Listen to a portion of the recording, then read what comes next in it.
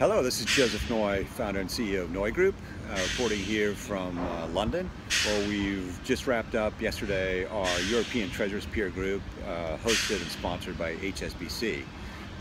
Three takeaways I wanted to share with you. The first involves Trumponomics.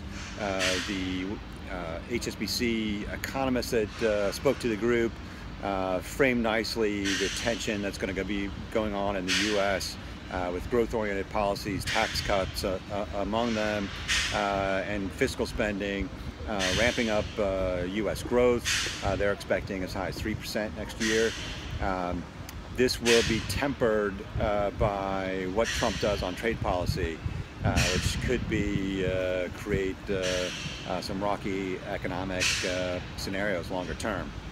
Another interesting element that they brought up, because the Fed is likely to tighten at the end of the year and increase the frequency of rate hikes over the next year and a half in reaction to Trumponomics.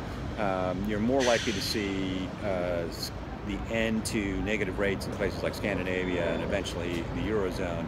So this upside down rate environment with negative rates seems like it may be coming to a close as a result of President Trump.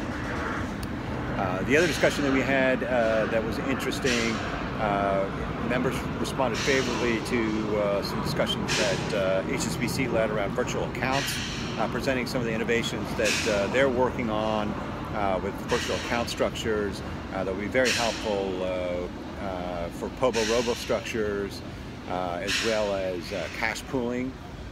And I've seen a lot more granularity potentially in virtual accounts to offer even more flexibility for both POBO and ROBO structures.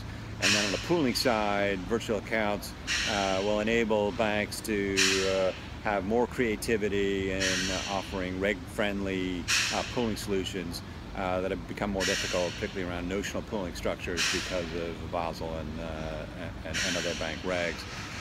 The last point that I wanted to share really came from the member discussion, where certain members shared concerns about cybersecurity with regard to SWIFT service bureaus and the resulting liability that could emerge if something went awry, sending, say, a payment file through a service bureau to SWIFT. If that got intercepted, it could be real trouble. As a result of that, I would expect to see bank connectivity solutions increasingly evaluated on cybersecurity, insurance related to that, and trust factors. That's three takeaways I wanted to share. I look forward to sharing some takeaways from our last meeting of the year, which is going to be a new group that we're launching next week in San Francisco. Our Assistant Treasurer's Leadership Group that will be sponsored by Wells Fargo.